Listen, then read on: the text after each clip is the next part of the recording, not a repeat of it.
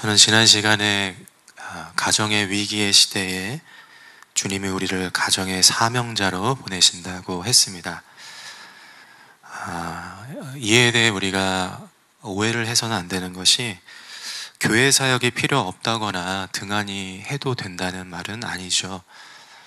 지금과 달리 초대교회는 가정과 교회가 분리되지 않았습니다. 교회에서 열심을 내는 것이 곧 가정에서의 헌신이었고, 가정에서의 돌봄이 성도의 교제와 맞닿아 있었습니다. 주님은 우리의 가정이 화목하고 아름답게 세워지기를 바라시고, 나아가 각 가정이 모인 교회 공동체가 건강하게 세워지기를 원하신다는 것이죠. 이를 위해 하나님은 우리를 부르시고 또 가정과 또 교회 여러 곳과 이 세상을 향해 보내신다는 것입니다. 그런 의미에서 느헤미야는 우리에게 좋은 본보기가 되는 것 같습니다. 느헤미야는 이스라엘의 포로민 출신으로 그 왕의 술 맡은 관원장, 상당히 높은 지위에 올랐고, 그가 왕을 아련하고 왕과 대화를 할 정도로 상당한 영향력을 미쳤던 사람이죠.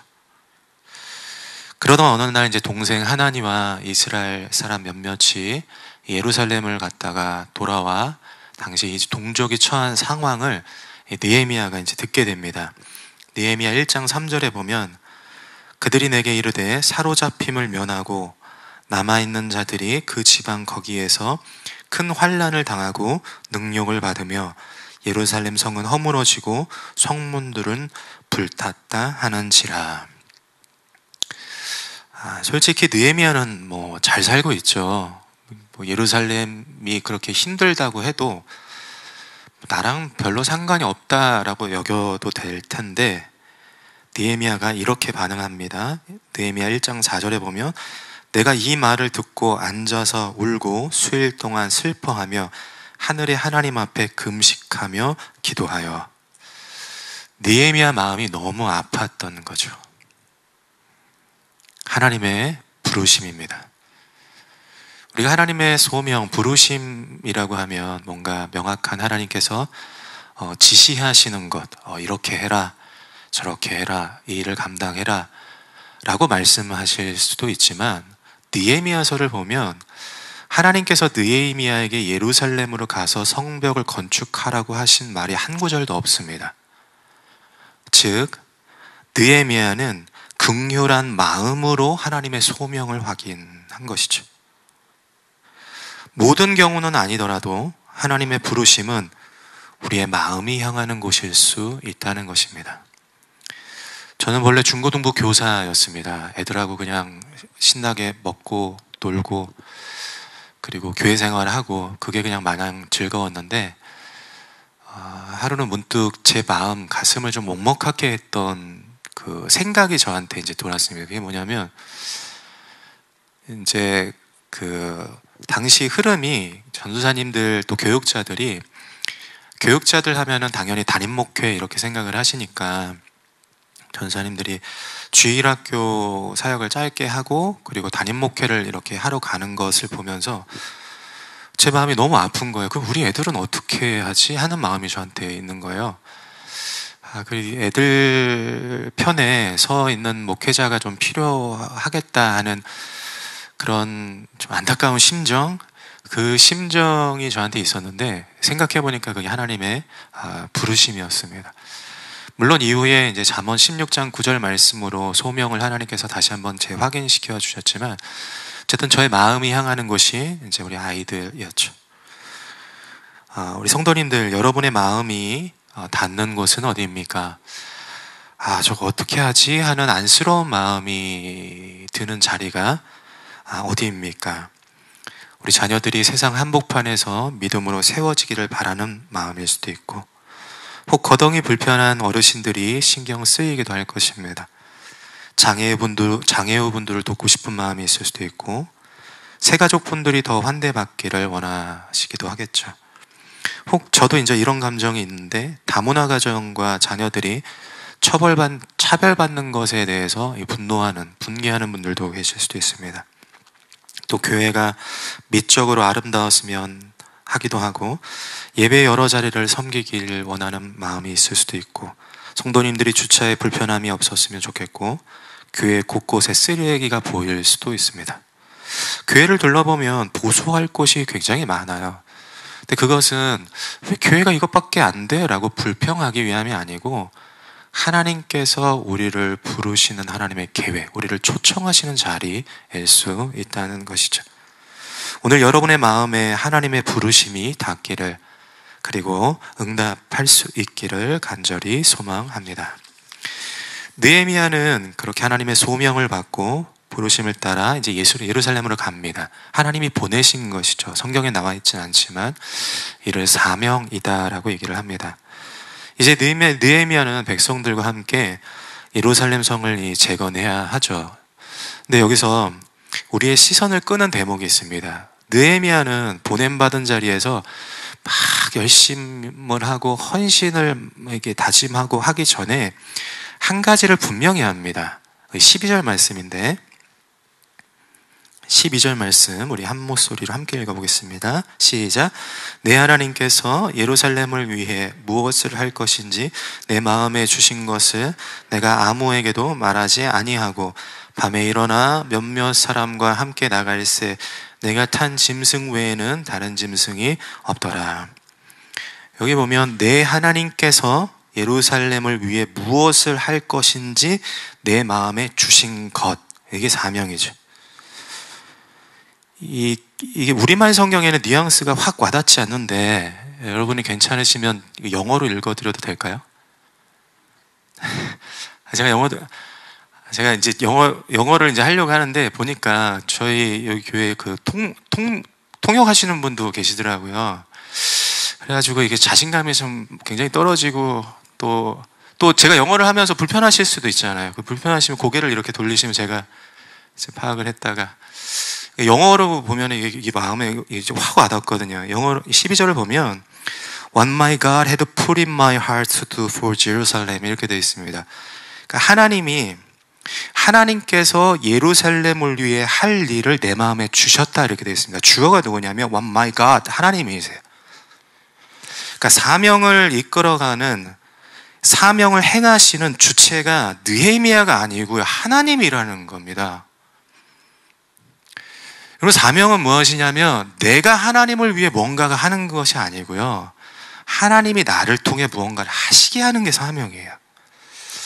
우리가 봉사하는 자리에서 이 개념을 명확하게 세우지 않으면 나중에 이제 하나님을 제쳐두고 내 열심만 남게 되는 거예요. 그럼 이게 내 욕심인지 하나님의 사명인지 구분이 안 됩니다. 저도 마찬가지죠. 제가 말씀을 전하면서 이 분별을 하지 않으면 이게 내 인정 욕구 때문인지 하나님의 소임을 다하는 것인지 이 구분이 안 된다는 것이죠. 사명은 하나님께서 나를 통해 일하게 하시는 것입니다. 여기에는 이제 세 가지 특징이 나타납니다. 오늘 본문을 통해 좀 살펴볼 텐데, 첫째, 연합, 둘째, 비전, 셋째, 장애물입니다. 하나님이 나를 통해 일하게 하시면 첫째, 연합됩니다.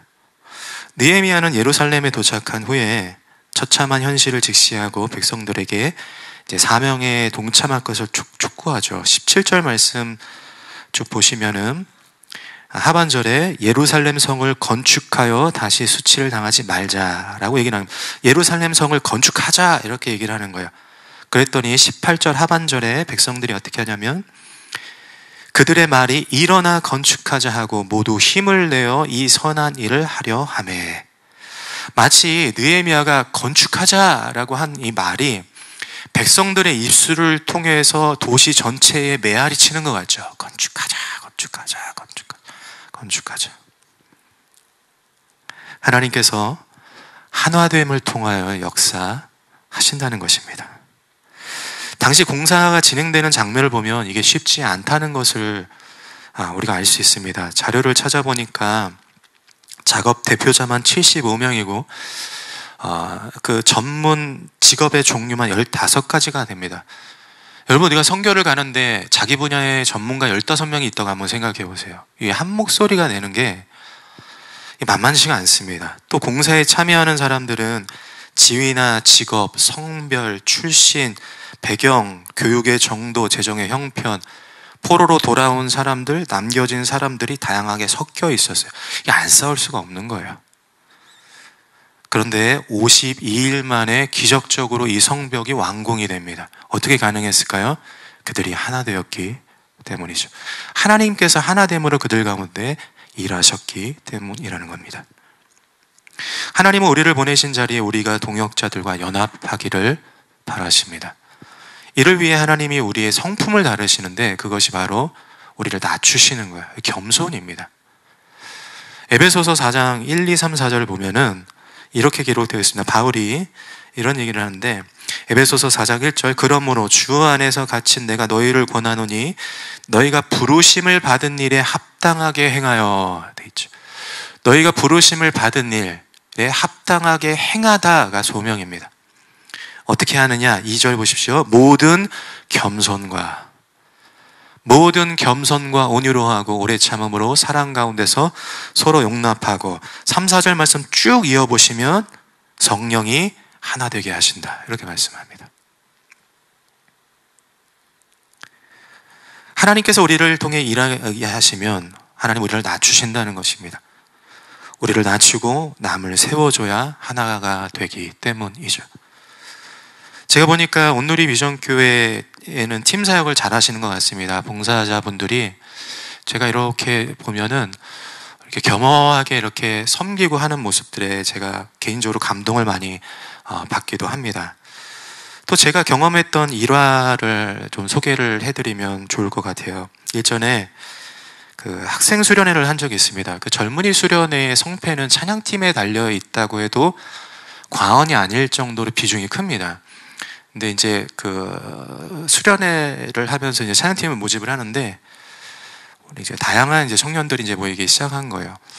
이제 드럼을 치는 청년은 그때 이제 드럼을 교회에서 배운 지 얼마 안 돼서 이제 그 초보였고, 기타를 치는 친구는 그 미국 보스턴에 잘 알려진 실용음악과를 전공한 탑 클래스죠.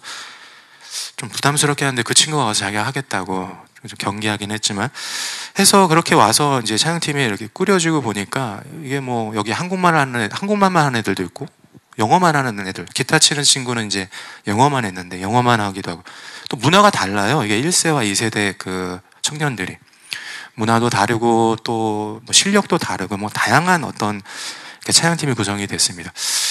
그래서 좀 걱정을 많이 했는데 이제 같이 예배를 하면서 예배를 이제 찬양을 준비를 하면서 제가 굉장히 놀랐습니다. 근데 이 그 실력이 가장 좋은 이 기타를 치는 친구가 제가 이렇게 옆에서 보니까 다른 멤버들, 그 악기를 치는 다른 멤버들하고 그 싱어들의 수준을 자기가 맞추더라고요.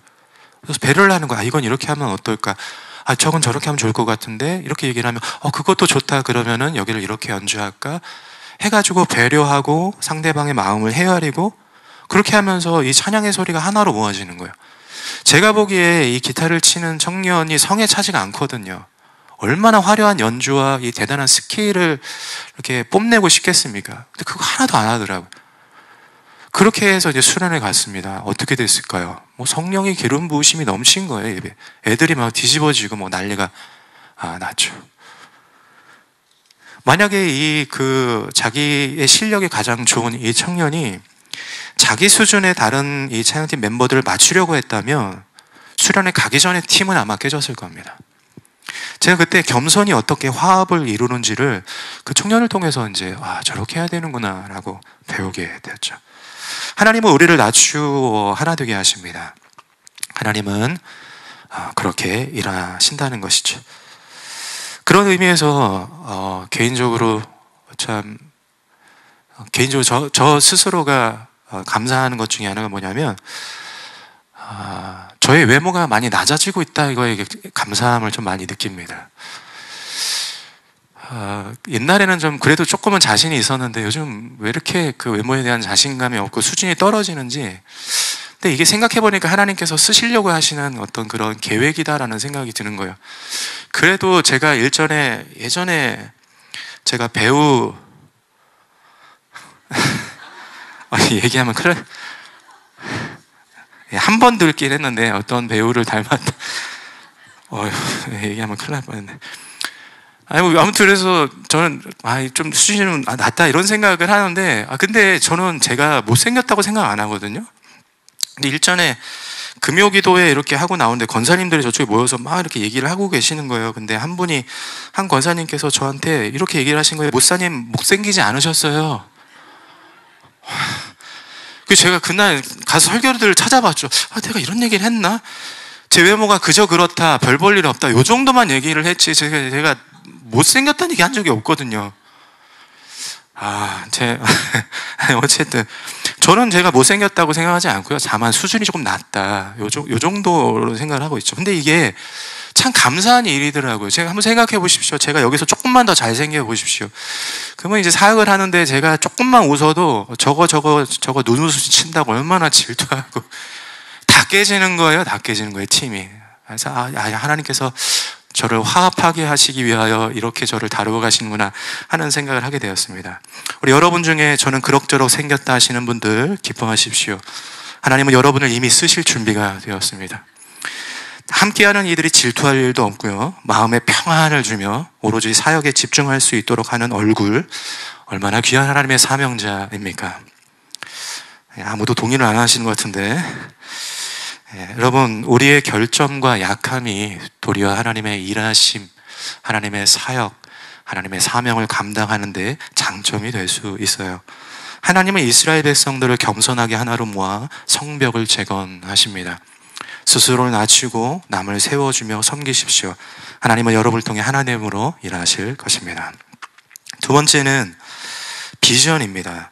17절에 보면 느헤미야가 백성들에게 이제 말하죠. 예루살렘 성을 건축하여 다시 수치를 당하지 말자 하고, 이어서 18절 보면 또 그들에게 하나님의 선한 손이 나를 도우신 일과 왕이 내게 이른 말씀을 전하였더니, 그러니까 하나님께서 무너진 성벽을 다시 건축하게 하실 것이라고 느헤미야가 외치는 것입니다.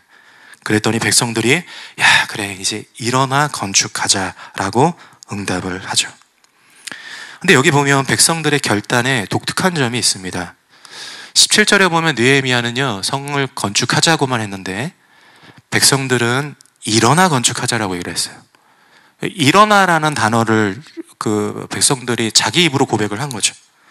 이것은 무엇이냐면 이스라엘 백성들이 상징적으로 어디에 앉아 있었다는 것을 암시를 합니다.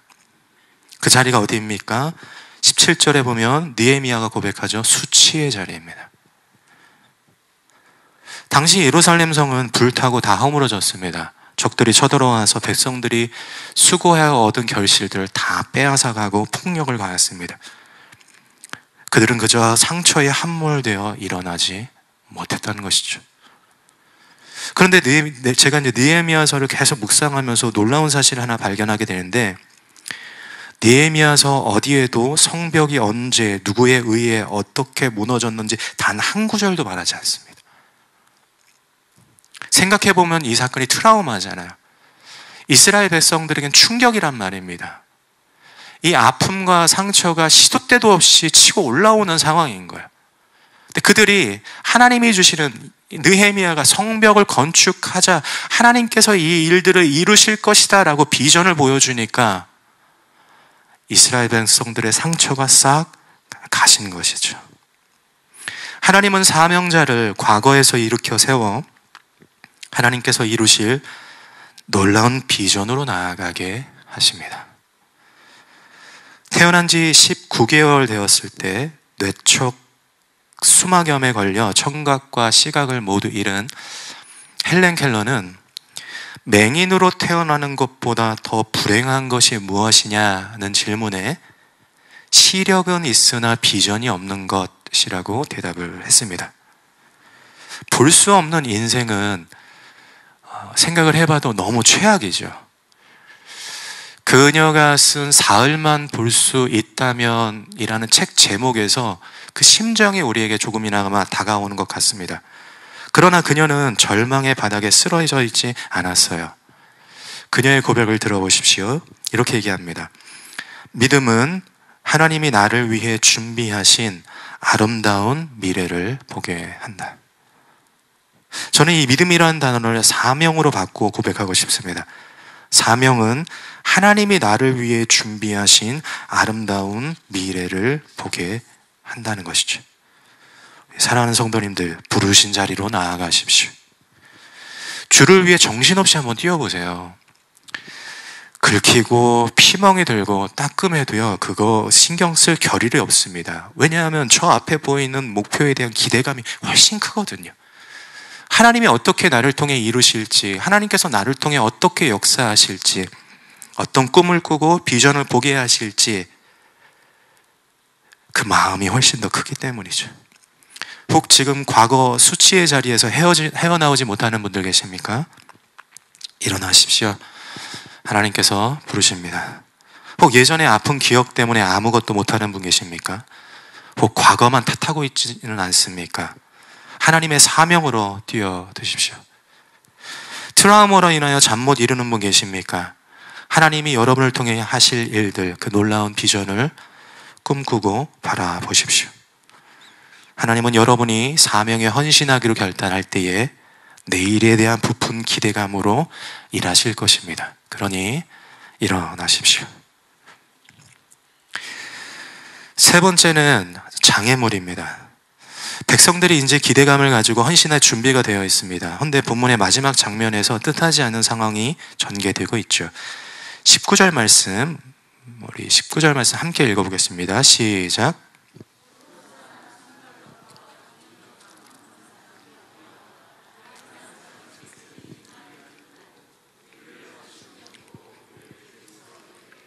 너희가 하는 일이 무엇이냐? 너희가 왕을 배반하고자 하느냐? 하기로. 산발랏, 도비아, 게셈은 방해꾼들입니다.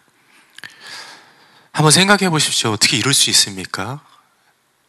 이제 시작하려고 하잖아요. 하나님의 그 주신 사명을 가지고 뭐 탄탄대로가 열리는 것처럼 뛰어나가야 되지 않습니까? 순풍에 돛단 듯 전진해야 되잖아요. 아니 근데 이제 시작하려고 하는데 장애물이 등장하면 어떻게 합니까? 우리가 주께 헌신하며 두 가지를 기억해야 합니다. 첫째, 방해가 있다는 것입니다. 여러분, 아빠가 딸에게 이렇게 얘기했다고 한번 생각해 보면 좋을 것 같습니다. 내가 너에게 임무를 주겠다. 가서 물 한 잔 떠오너라. 우리가 이걸 미션이라고 얘기하지는 않죠. 미션은요, 수많은 장애를 해치고 나아가 완수하는 비전입니다. 사명이 그렇다는 거예요.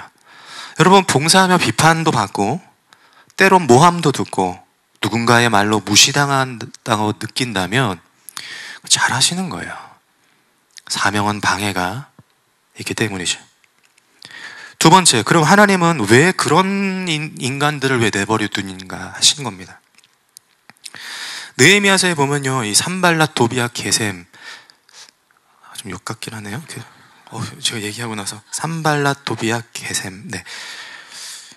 이들은요 계속 이 이스라엘 백성들을 괴롭히거든요. 막 인격적으로 뭐 모독하고 막 그 깎아내리고 무시하고 막 사기를 떨어뜨리고 막 그 성 건축하고 있는데 야 거기 여우 올라가도 그거 다 무너질 거라고 조롱하고 막 그랬거든요. 또 나아가 이 느헤미야를 암살하려고 꼭 이렇게 바깥으로 불러내가지고 죽이려고 하고 막 이런 일들을 계속 했단 말입니다. 근데 왜 하나님 도와주시지 않냐는 말이에요. 이거 뭐 무찔르셔야 되잖아요. 이거 어떻게 해서든 싹을 다 잘라버려야 되잖아요. 근데 끝까지 내버려 두시거든요, 하나님께서. 왜 그렇게 하셨을까요? 이에 대한 답이요, 임무를 끝내는 날 명확해집니다. 느헤미야 6장 15절 16절에 보면 성벽 재건이 완성되는 날 장면을 그려주고 있습니다. 느헤미야 6장 15절 16절 말씀을 우리 함께 읽어보겠습니다. 시작. 성벽 역사가 52일 만인 엘룰월 25일에 끝남에 우리의 모든 대적과 주위에 있는 이방 족속들이 이를 듣고 다 두려워하여 크게 낙담하였으니 그들이 우리 하나님께서 이 역사를 이루신 것을 알미니라. 그들이 우리 하나님께서 이 역사를 이루신 것을 안다고 했습니다. 그들이 누구입니까? 방해꾼들이죠. 왜 하나님이 사명자들을 못 살게 구는 나쁜 그들을 그대로 내버려 두시는지 아십니까? 우리가 하나님의 사명을 이룰 때에 결국 그들이 하나님을 인정한다는 거예요. 우리가 그들에게 악으로 악을 대갚지 않고 그들을 보복하지 않고 그저 하나님께서 맡겨주신 사명에 달려갈 때에 그 결실로 인하여 그들이 하나님을 찬양하게 한다는 것이죠. 여러분, 흔들리지 않고 피는 꽃이 어디 있겠습니까? 여러 비바람 속에서도 포기하지 않고 주를 위한 헌신의 꽃을 피우십시오. 결국 여러분에게 상처 준 그들이 여러분을 통해 하나님을 목도하게 될 것입니다. 말씀을 정리합니다. 하나님은 우리를 부르시고 보내십니다. 하나님은 우리를 통해 일하길 원하신다는 거예요. 실상 하나님 우리가 동역하기를 원하십니다. 고린도전서 3장 9절에 보면 바울이 우리는 하나님의 동역자들이다 라는 표현을 쓰죠. 동역, 참으로 좋은 단어지만 불편한 것이 사실이에요. 여러분들 봉사하다 보면요, 저도 그렇지만 혼자 하는 게 제일 편합니다. 같이 하면은요 신경 쓸 일이 너무 많아요. 뭐 툭하면 뭐 삐졌다 그러고 뭐 하면 뭐 실족했다 그러고 뭐 못하겠다 그러고 뭐 어르고 달래고 손잡아주고 뭐 토닥여주고 먹여주고. 저만 그런가요? 그런 일들, 어쨌든 우리가 함께 사역을 하면은 불편한 일들을 감수를 해야 된다는 것이죠. 우리도 그런데 우리와 동역하길 원하시는 하나님은 어떠하시겠습니까? 저를 보면 그렇습니다. 겉으로 드러나지 않아서 그렇지 저는요 불평도 되게 많고요. 제 아내가 투덜이라고 얘기하는데 투덜거리기도 많이 합니다. 이거 이렇게 해야 되는데 저렇게 해야 되는데 하기도 하고, 하나님께 제가 툭하면 못하겠다고 하고 하나님한테 책임지라고 때를 쓰기도 하는 게 제 모습입니다. 생각해보면 하나님께서는 진짜 너무 고생한다라는 느낌을 받죠. 여러분도 그렇지 않습니까? 그럼 왜 하나님은 우리와 그렇게 동역하기를 원하실까요? 하나님은 저와 여러분, 우리와 함께 하는 것이 그저 기쁘신 것입니다. 그 즐거움을 위해 희생할 각오를 하신 것이죠. 예수님이 치르신 희생의 가치보다 우리와 동행하는 기쁨이 하나님에게 더 크기 때문이죠. 사랑하는 성도님들, 하나님은 우리와 함께 신명나게 일하기를 원하세요. 마음이 향하는 곳으로 나아가십시오. 그곳에서 하나됨으로, 그리고 과거에서 일어나 하나님께서 행하실 놀라운 비전을 바라보고 어떠한 방해에도 사명의 결실을 맺을 수 있는 저와 여러분들이 되기를 예수님의 이름으로 축복합니다. 아멘.